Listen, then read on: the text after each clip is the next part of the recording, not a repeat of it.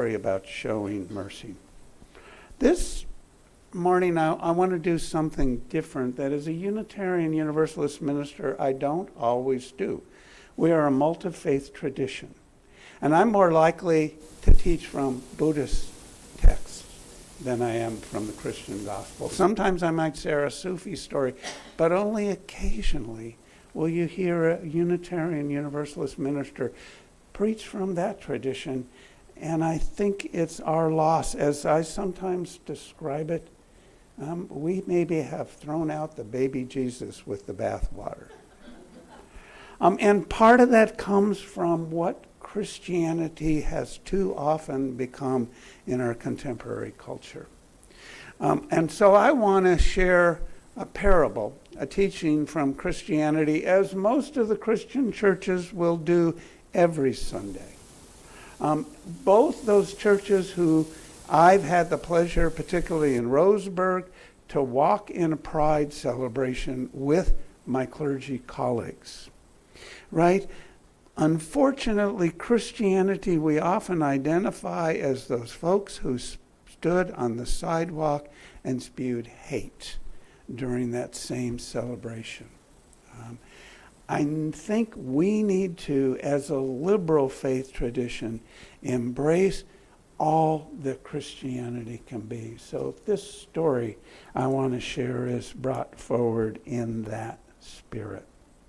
And I want to look at biblical sources in a critical way, in an analytical way, so we can look at what a love-centered Christian theology looks like, by actually looking at the Bible itself and not accepting what others might say is the Bible's truth.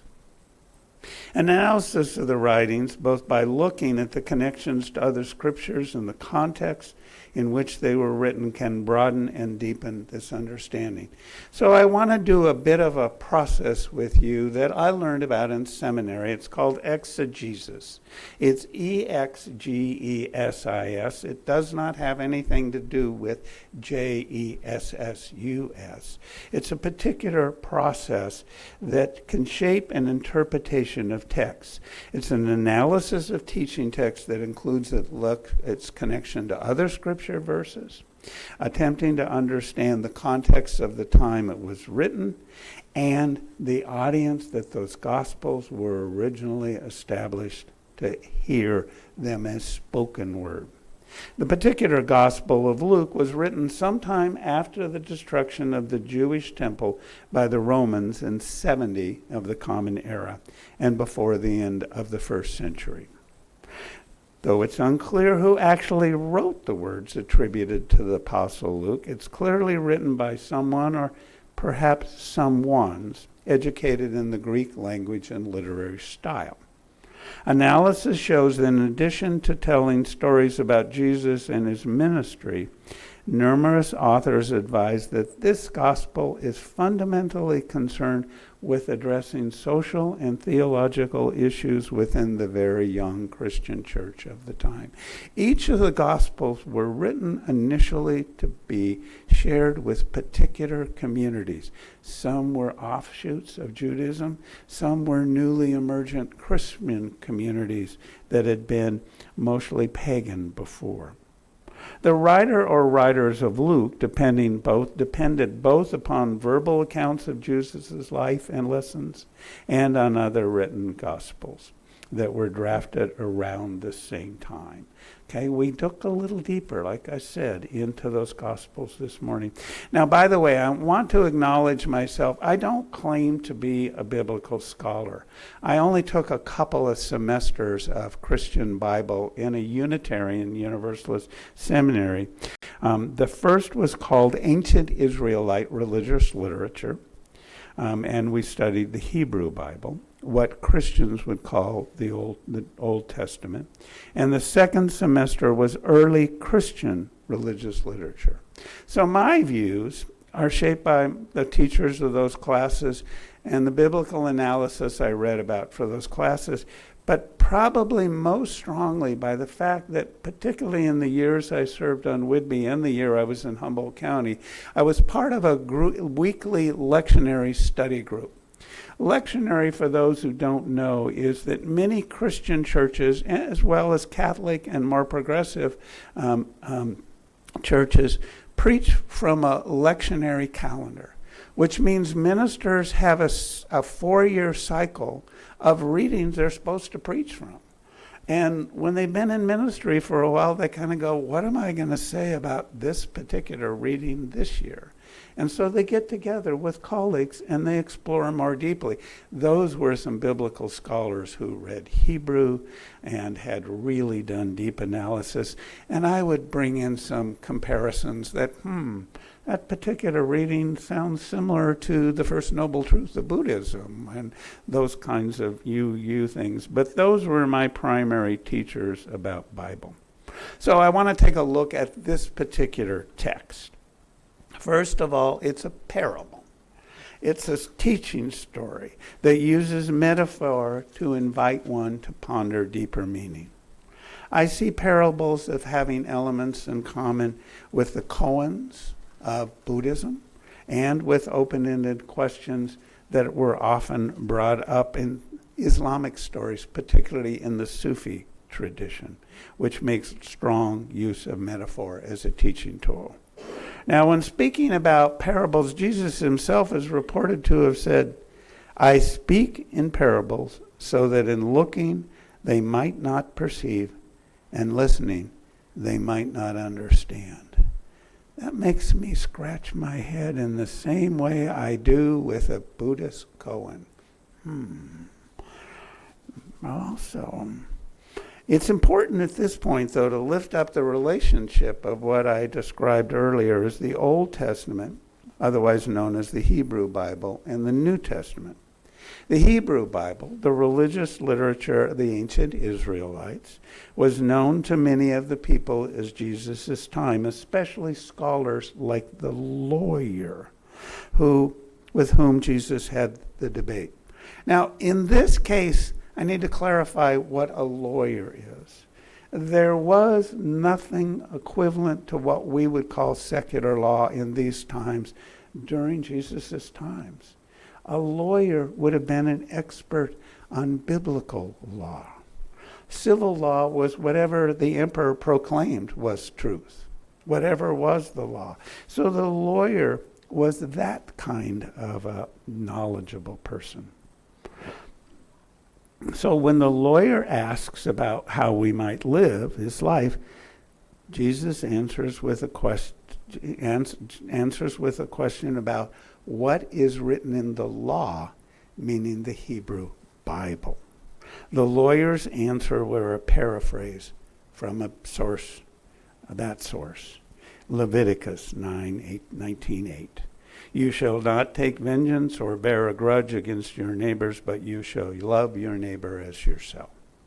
Jesus, like the lawyer, knew these older texts and then said to the lawyer, just do that. But this lawyer, being like lawyers are now, pushed a little bit more, asking, who is my neighbor? Jesus answered with the well-known story about the kind stranger who offered help to someone in need. I want to lift up a little bit of some of the details in that story that we're not all familiar with or pay attention to all the time about that story. First, I want to note who passed by and did not stop to help the poor man who had been robbed and beaten and left half dead. The first was a priest. He was likely traveling from the temple in Jerusalem where he worked to his home in Jericho. In contemporary terms, we might say he was on his daily commute on his way home from work. He moved to the other side of the road and passed on. By the way, the distance between Jerusalem and Jericho is about 18 miles, and though it's a downhill walk, it's not a simple stroll. Even if you had a camel to ride, you've got a commute to complete, right? The next one who came, we are told, was a Levite, a descendant of the tribe of Levi. These folks were the temple functionaries, temple staff, if you will. This person also passed by on the other side of the road. Now, I want to acknowledge that the decision those passers-by made to not intervene may not have been simple indifference. Rather, there were written in those laws notions that if they had contact with a corpse, which the unconscious victim might have appeared to be, it would have been a violation of Jewish law. In addition, stopping on that road may have been dangerous. There were, we know, robbers at large. Then came the Good Samaritan, the hero of our story. In our time, to be called a Good Samaritan is a good thing. We recognize that helping others is a positive thing to do. We even have laws on the book, Good Samaritan laws, that protect us and reduce liability if we're trying to help a stranger. We're not as liable if we're really trying to do the right thing. We also lift up that label, Good Samaritans. In Eugene, there's a Good Samaritan care facility. Many hospitals are named Good Samaritan. It's a good thing to be. Well, in Jesus' time, to be a Samaritan was not a good thing. That was not the case. A Samaritan was an outsider. The Samaritans were northerners, people from another region who were not seen as either Jews or Gentiles. Jewish-Samaritan relationships were often hostile. Yet it is this outsider, this person from outside of the community who Jesus lifts up in this story as the one who cared enough to risk stopping after the others had passed by. This kind stranger then transported the victim up the road to an inn where he cared for him. Somebody he'd never met before in his life, but he took him to the inn and cared for him. And the next morning, before he continued his journey, he gave the innkeeper 2 denarii to cover the man's expenses and pledged more if needed. I always wonder about that, 2 denarii. Well, a denarii in those times was equivalent to a day's wages. So if we simply take, 16 hours of pay at $20 an hour, it was at least $320 that he contributed to provide continuing care and more if needed for a complete stranger. It was not an insignificant sum. So to get back to the story, Jesus asked the lawyer, who is a neighbor to the robbery victim? In doing so, he changes the focus from the one who received care to the one who gives kindness.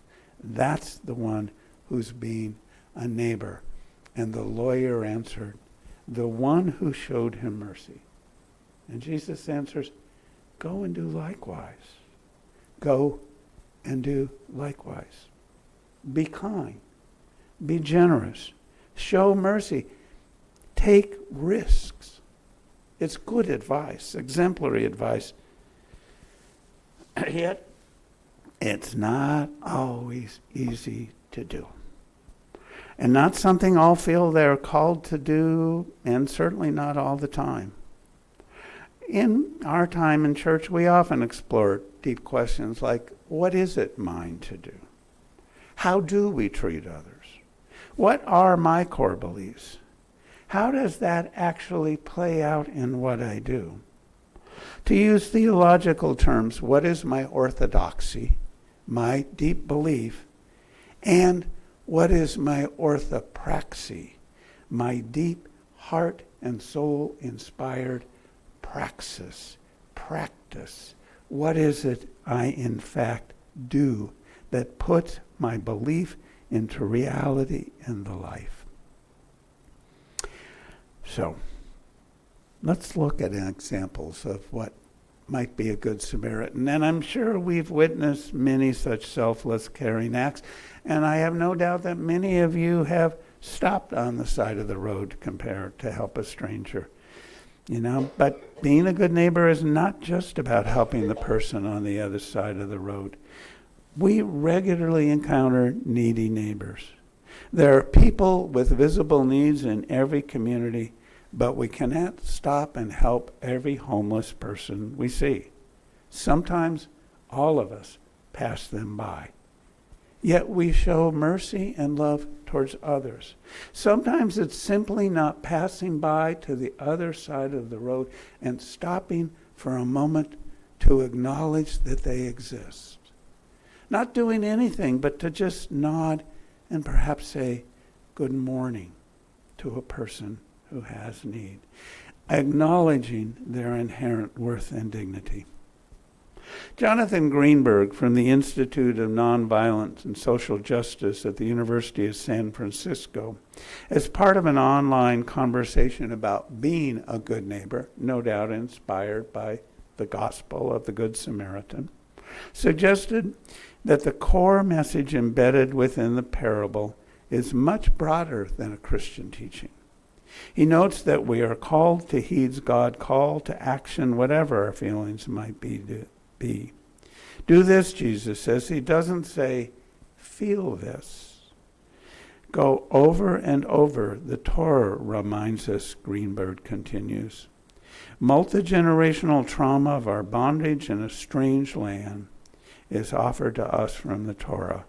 So we treat we treat with care the stranger, the refugee, the undocumented, the discarded and abandoned in our world today. Generosity and care are demanded of us no matter what. What might such generosity look like? The Reverend Dr. King brings another element into the continuing exploration of the Good Samaritan story, and that's the reality of privilege, or as King calls it in a 1956 sermon, an element of hard-heartedness that creates a situation where the Samaritan had gathered the resources to pay 2 denarii for the care of the stranger. He had been a businessman in order to have that wealth to be able to pass it on. As noted, that was a very generous offering. King also emphasized that simply addressing the immediate needs of any one individual is incomplete. The Reverend King said, it's also necessary to work the conditions on the road to Jericho, which made the robbery possible. Philanthropy is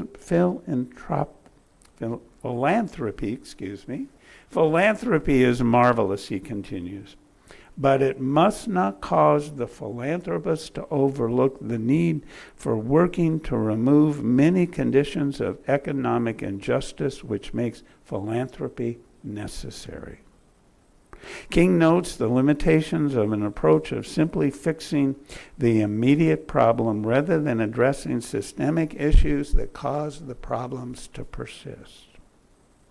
He notes the limitations of such an approach. In this case, it's the band of robbers who made travel on the road from Jerusalem to Jericho hazardous. In our times, there are a broad range of systemic barriers that make life dangerous for some and result in some becoming homeless. So rather than focusing on an individual, we need to seek to address the issues of housing shortages, poverty, addiction, that are all part of the root causes of homelessness. We're faced with a question of not only what is our neighbor, who is our neighbor, but what it is I can do that will be most beneficial. Yet, as noted in the parable, the neighbor is us. It's not about them. It's about how do we choose to be a good neighbor. I'm reminded of a story that you may have heard before. It's about 2 individuals who were walking along a trail by a river, and they notice there are babies floating down the river. And one of them rushes down in the river and starts grabbing babies and placing them on the shore, while their friend starts running up the trail. And the wet, soggy one looks up and says, where the heck are you going? We got to get these babies. Come on, help me get the babies. And his friend shouts back, I'm going upriver to get them to stop throwing babies in. You know, we need to take that kind of approach. We need to travel upstream, and we need to save babies who are floating by. It's a both and reality. to do what we can to assure that no individual is considered disposable, to not simply pass by. Greenberg also acknowledges the limit of what any one of us can do. He asks, is it rude to ask God or Jesus or each other how much generosity and how much care? He then offers at least a partial answer to his own open-ended question, noting that I deeply admire Paul Farmer, who spent his adult life caring. By the way, he started anyway, a nonprofit that has clinics in Haiti and many other places. The name's leaving my mind for a moment. Farmer dedicated his life to caring for people in some of the most impoverished communities in the world, in Haiti and Rwanda. Oh, here it is. His organization, Partners in Health, has provided life-sharing care for hundreds of thousands of people without medical services. One of Farmer's mentors was a Peruvian Catholic liberation theologian, Gustavo Gutierrez. Gutierrez wrote, if I define my neighbor as one I must go out to look for on the highways and byways and the factories and slums on the farms and in the mines, Gutierrez wrote, then my world changes. His world view changes. Yes, the commandment to love one's neighbors tells us to help the person you happen to encounter by the side of the road, but Gutierrez and Farmer, and I would add Reverend Dr. King, it is much more than that. Our obligation to go out and look for the discarded, displaced, and abandoned victims of our unjust society in the most dangerous and porous shadow places of the world, we are called to give them care. Each of us can only do so much, yet each of us are called to do something. And sometimes that something is to simply not look away. Greenberg has a friend, Selena Lane, who's a co-director of an organization called Faithful Fools, which offers direct assistance, education, and advocacy for the homeless and impoverished people on the streets of San Francisco's Tenderloin District, who advised him. And I echo this advice when I hear it. Yes, there are suffering people everywhere. Nobody can stop and help all of them, that's true, but we can stop and help some of them. We can always do it, as you say. We can't always do it, as you say, but sometimes we can. Greenberg reports that then she spoke those words kindly without judgment, reflecting her own practice in the Tenderloin where she works and lives, and giving me her open hand. May we all be open-handed, be good neighbors, and offer the hand of compassion and love to all. May it be so.